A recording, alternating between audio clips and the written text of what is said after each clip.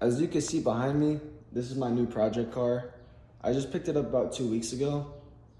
And don't even worry because I still have the Miata too. It's been over a year since I posted on YouTube. There's been a lot of changes to this Miata. I rebuilt the motor myself with forged internals, long tube ISR headers. I got upgraded fuel injectors, upgraded literally anything you can think of, I upgraded it. As for the interior, it's still pretty rough, but we're not gonna talk about that. But anyways, we're not talking about this car today. We're talking about this.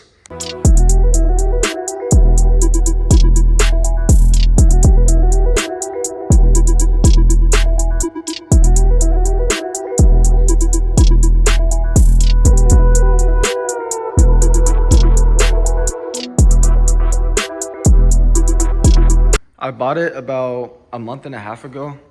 It's a 6-speed manual, but when I got it, 5th gear and 3rd gear was grinding.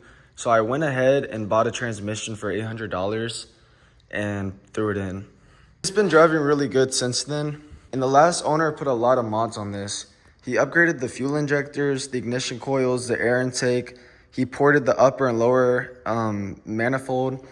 He got aluminum valve covers, and the car is tuned on E85 and 93. The only mods I've done to this is putting a new transmission in it and putting new wheels on it. Okay, that's enough about the Z. Now I'm gonna show you all the brakes. So I got these brakes off of the same guy I bought the transmission from, and he sold them to me for $200 for this whole kit. It was honestly a really good deal, and I think these are gonna look way better. So we're gonna go ahead and get started. First thing you wanna do is jack up the car. All right, got it jacked up. Now I'm gonna take the wheels off. All right, now I got both wheels off. And let me show you. This is what we're looking like right now, and this is actually really good. These brake rotors and brake pads are brand new, even though they're all rusted out. It's because these have been sitting outside, but these are brand new. The first bolts you're gonna take off is this one, and then this one. Take these off, take the bolts off, and then we'll take this piece off. The top bolt is a 14, the bottom is a 13. Once you get those out, like that, and you can just set it on the control arm down there. If you have your brake pads, if you're replacing these, then, I mean, you kind of have it easy. But, I'm gonna take these out. Okay.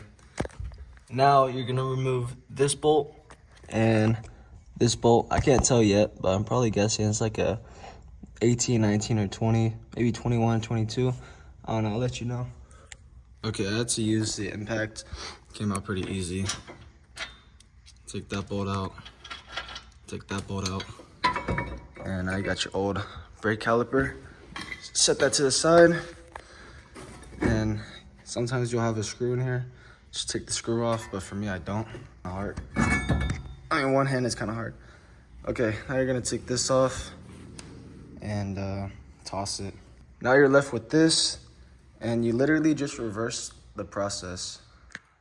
Okay, I got everything pretty clean, at least clean enough. Now we're gonna take the new brake rotor. Okay, this is the front driver's side. So we'll put this on. Okay, we got that on. It's not gonna sit on properly until we put the caliper on, but man, that's huge and it looks so good. So now we'll go grab the caliper, and I honestly don't know which one is for which side. Hold on. Okay, so I got the right brake caliper for this side, and now what you gotta do is disconnect this line. Brake fluid's gonna start coming out, so try to quickly put it onto this. Either way, you can't do it quick enough to not have to bleed the system, so we are gonna have to bleed the brakes, but that's really easy, so I'll show you how to do that too. Okay, that was really annoying, but we got the line on. Now take your new brake caliper, these two bolts, just like how you took it off. You're gonna line it up and then put this bolt and this bolt in. All right, now to put this caliper back on the bracket with the pads, you gotta press in these pistons. It's gonna be kind of hard because these are 2 pistons. So I guess I'll try to do 1 piston and then the other piston. But yeah, go ahead and press that in. Okay, get your new brake pads in the bracket, and then you're gonna compress this piston Okay, I didn't even suppress the pistons, but we'll see. Oh, it's good. I didn't even have to do mine, but usually you do. If you have a single piston, it's easier because you can just use this. But yeah. So now we got this top bolts in, and then we'll put this bottom bolts in. This one. It goes like right there. Screw that in, and then you're done with the front.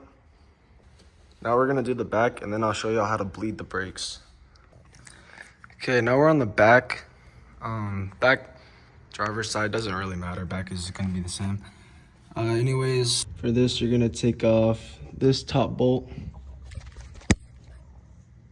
this bottom bolt right here. That'll take off the caliper, just like on the front. And this bottom bolt and that top bolt will take off the bracket, and then this will take off the brake line. It's pretty self-explanatory. It's literally just like the front, so just do what you did on the front. Okay, we got the brake caliper off. These are what the bolts look like. They're the same. They're 14. Okay, so now you see, I'm gonna take off this and that. Okay, now we got the bracket off. You can pull this off if it'll come off. Okay, that's what we're looking like. And the same process for this side. Take this off, put on the new caliper, and yeah. So these rotors are just a little bit bigger than those, so it doesn't fit because of this dust shield. So all you gotta do is take some channel locks and just grab it and bend this up a little bit, just so you got enough clearance. Okay, I was wrong. You actually literally have to cut like all of the curved part, and then even when it's flat, you gotta bend the back. You gotta bend the flat piece back. So like literally like that. But yeah, I had to cut like all the curved because it wouldn't bend back enough. And that's all just to make this fit on. So I'll put it on.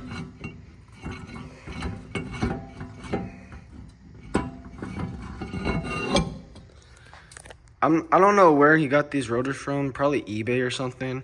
But if you do get rotors like this that are a little bigger than the stock ones, I would recommend either taking off this shield or just doing what I did. As you can see, it's not gonna be touching at all. I need to bend this back a little bit more, but the issue was it was touching all over. Now it's not touching.